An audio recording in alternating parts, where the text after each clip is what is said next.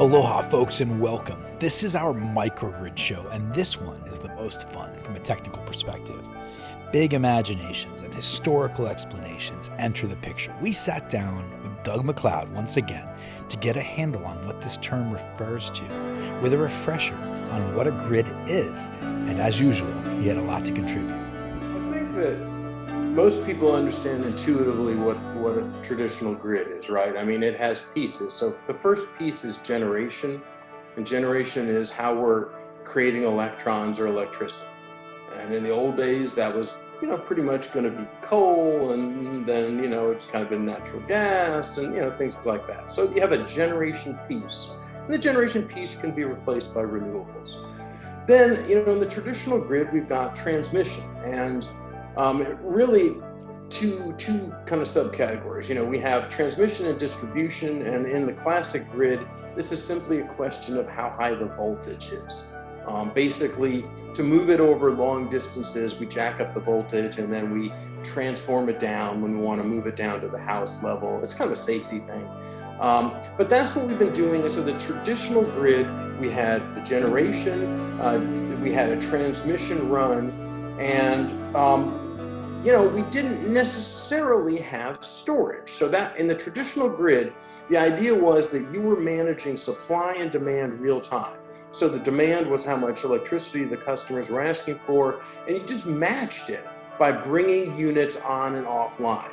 So it was kind of like math or basic economics of supply and demand. And here in the United States, the goal has been to have a grid that runs at 60 hertz. So that's what a traditional grid was, right? And a microgrid, even though the terminology is new, quite frankly, for example, in Hawaii, all the sugar plantations were originally microgrids. So a microgrid is a defined area. And within that area, we have the ability to recreate these functions of the grid, to generate power, to transmit power. And we have an ability to do that even when the broader grid is down or we're not connected to it. So the concept that everyone talks about is islanding. And that means that within this defined boundary, I'm running off my own power. In a modern microgrid, I cannot imagine anyone making one without storage. I can't imagine you trying to recreate that old school approach. So modern microgrid is going to have an ability to create, 60 hertz frequency grid within this defined area and run it for a period of time, usually based on what have the outages been in the past in your area. Then, why are people so interested in microgrids? Well, the answer is that they can benefit the broader grid if they're done right. So if we imagine that your microgrid could either hop on or off the grid and could do it at different levels, all the load, part of the load. But so how does this benefit the utility? Well, number one, if they're seeing demand rising, and they would otherwise have to turn on a big fossil unit. If you can go off grid with your load at that point, you might avoid them having to, the way it works with these big plants, right? There's this increment where extra little bit of load requires turning on a big unit. Right. So anytime you can avoid some of that, there's some efficiencies in the system. The other piece is that regional and localized quality control on the grid. And there are places that tend to experience some of these specific conditions, like under frequency load shed. Tends to be these more remote areas, longer runs, end of a distribution line. So having a microgrid in those areas could impact the actual quality of the power that people are getting there. And then finally, we've talked about resilience, and that's probably why most of the people that have bought them in the last 5 years have really bought them, is have that ability where local utility either shutting down power for, business reasons or natural disaster, whatever it may be, weather conditions, you've just got that ability to run. So that to me is the microgrid. Recreate all the functions of a grid, probably including storage, run it at 60 hertz in a defined area, and have that ability to run then also, when you're not islanding, in parallel with the main grid. So, and that means, again, you're running at the same frequency, but in parallel operation, we can send load back and forth.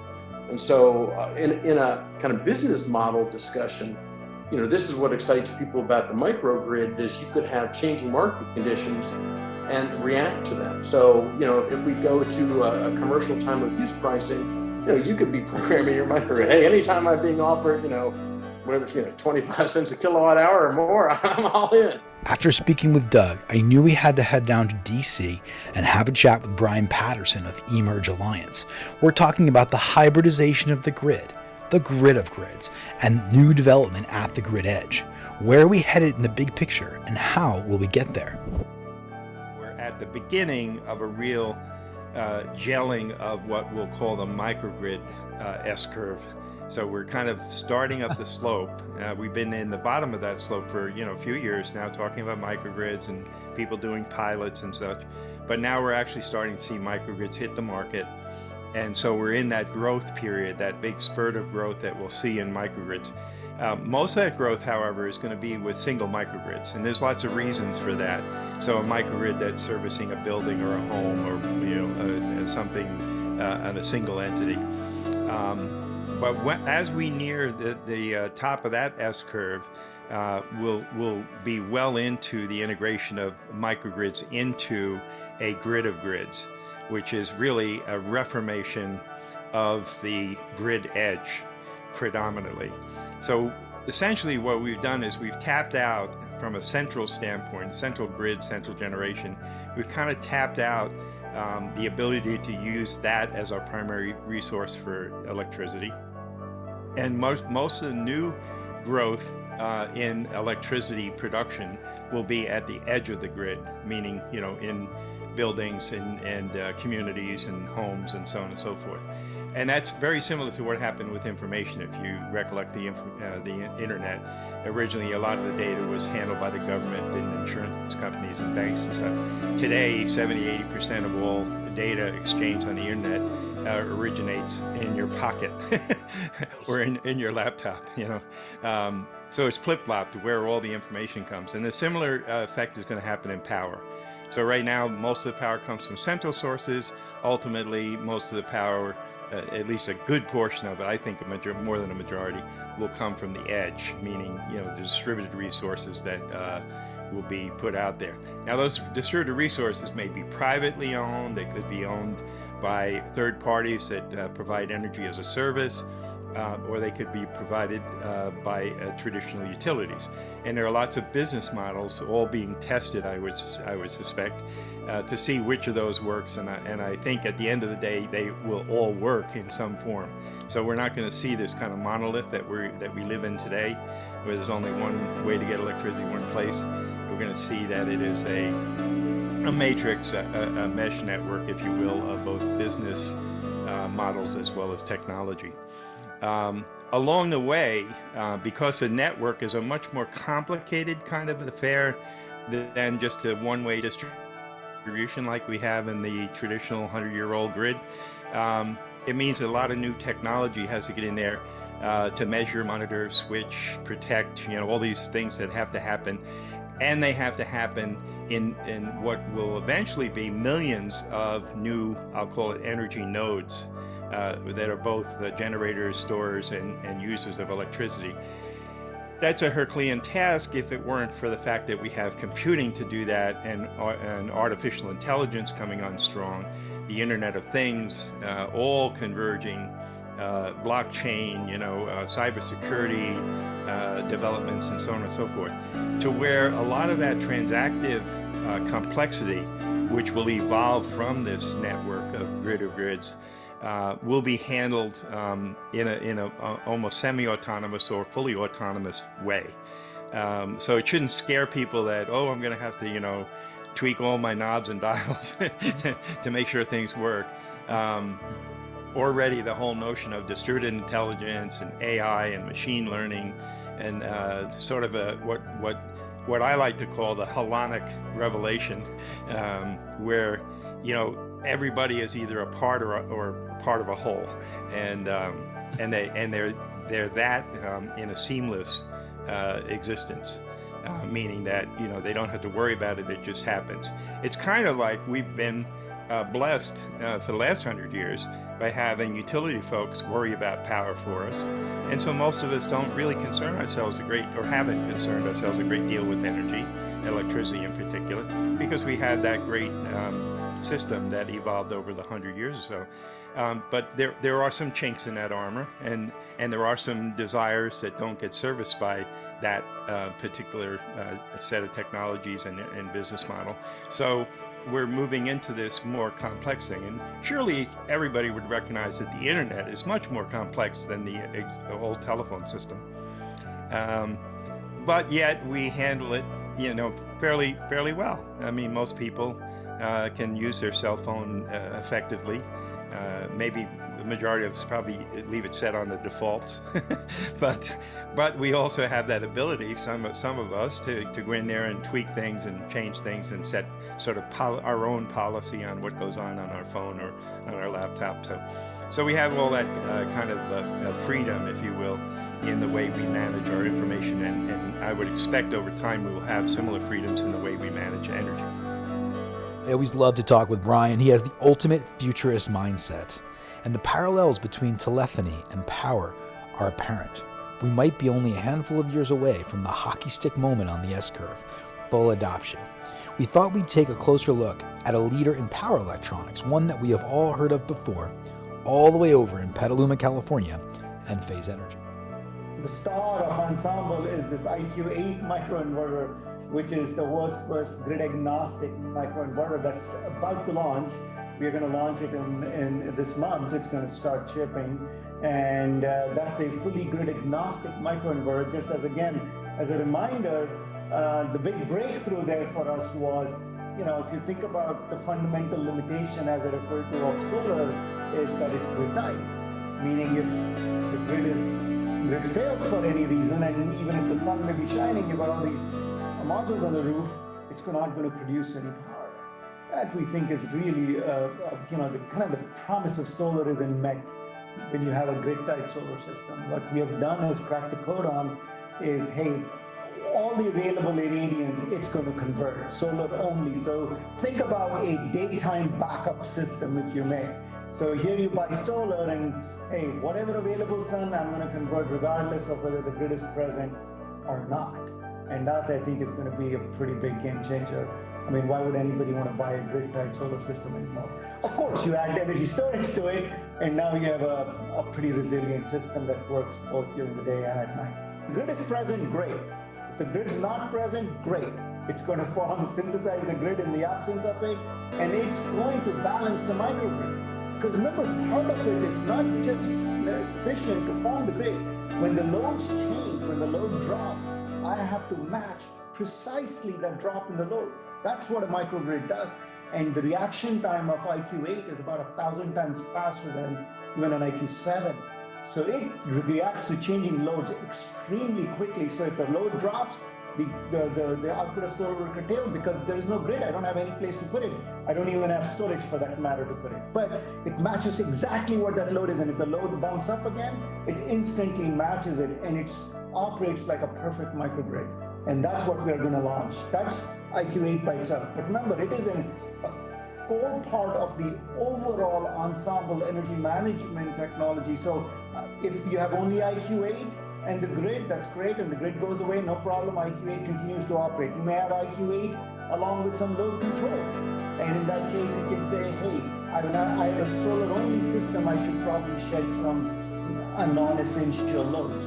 Or you can say, no, I've got solar, I can afford to add some storage. And in our case, our storage is a 3.3 kilowatt hour building block. So you can choose. I can say, I only want 3.3 kilowatt hours. So I got a 6 kilowatt IQ8 system on my roof, and I got only 3.3 kilowatt hours of storage, and I'll do essential load backup only.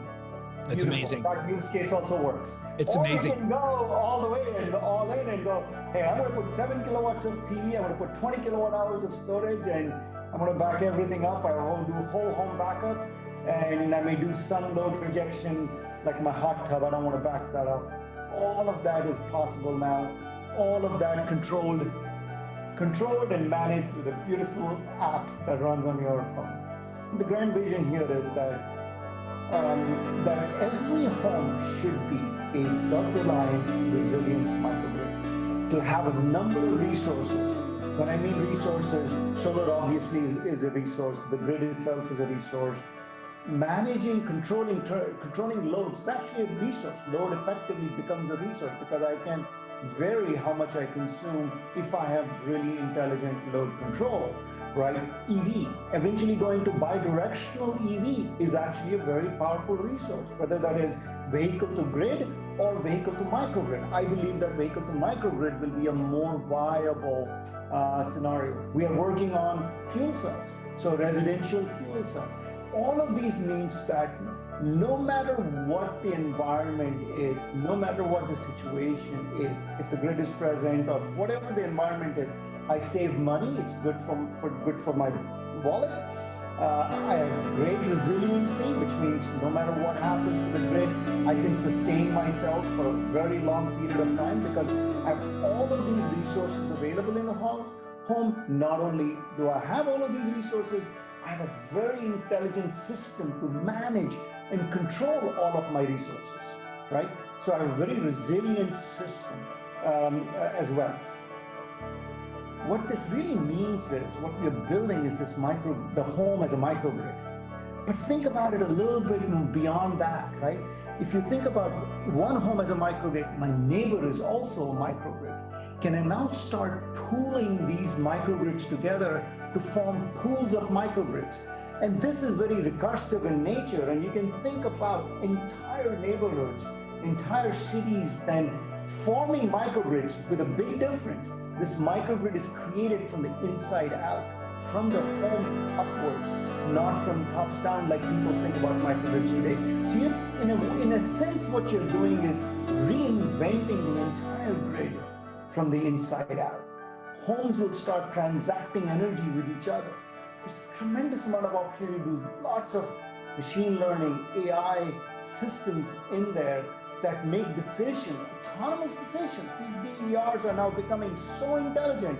They're all making autonomous decisions. I joke about this, but it will come to reality, I think, is my neighbor's washing machine wants to run, and it puts out a bid on a marketplace. All the homes are in marketplace. My solar panels modules respond to that bid and saying, yeah, hey, I will be the lowest cost. Why? My batteries are full. My owner is on vacation. I really don't have anywhere else to put this energy in. Why don't I bid for that job? And there'll be other systems also bidding for it. All of this will happen in the background. It will be very transparent to the user, but it will absolutely maximize provide the best economics for all participants in those pools of microgrids. Now back in Maui, we had to connect in with Ted at Holoho Energy to see an example of how microgrids are democratizing energy in our home state. So we hopped over to Kauai to take a look at the new development that he had just finished. It's a total white space for solar, almost entirely. It's really about $500 million, roughly, and that's not including AOAs, that's just rentals. $500 million in Hawaii of unaddressed market. Wow. And more than that, it's people who are low to middle income, don't have the opportunity to take charge of their energy situation. 42% of the population are renters, and that number is going up. Sure. So how do these folks get access to clean energy? That's a lot of people are working on that. So the approach that we're taking is we're going to whole developments, and we're doing PV for the whole development. So you're hitting big chunks at a time. That's right. Yeah. That's right. Last week we just commissioned PV at the Ko'e Makani workforce housing project on Kauai. It's 134 units of workforce housing. Every one of those units has an inverter, and we have an inverter on the community center as well. So we're covering probably around 60 to 75. We'll see how the load makes out, because we designed the system before we had load data. So we went and we did analysis with a national leader in load, energy demand for multifamily. They looked at the plans, and we came up with an energy profile, and we built our solar to that. But but it's over half, significantly over half of their energy is now going to be coming from their rooftops. And That's every amazing. one of those units has access to energy storage as well. We do run a DC grid, like what we did at COA. Every building is in essence a DC microgrid.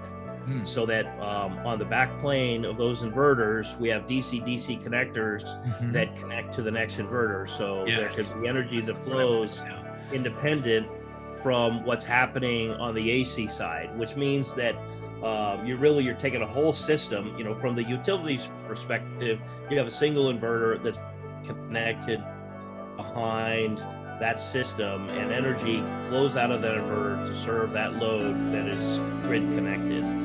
But that energy could come from panels that are connected to the next inverter, and it just comes on the DC side and never sees it on the AC side. Right. And it's built so that there's no backflow. We don't take energy into the inverter and shift it over to the next home. It's built so it can't do that. And then the batteries, like what we're able to do actually at COA, our analysis show that we were able to deliver 25% more energy with half the batteries that it would take if we did each system alone. Ted certainly has done it, and he hit the nail on the head, using microgrid at the grid edge to provide clean energy for workforce housing, with both resilience, meaning battery backup when the grid is down, and energy savings over the long term, fully funded on rental housing.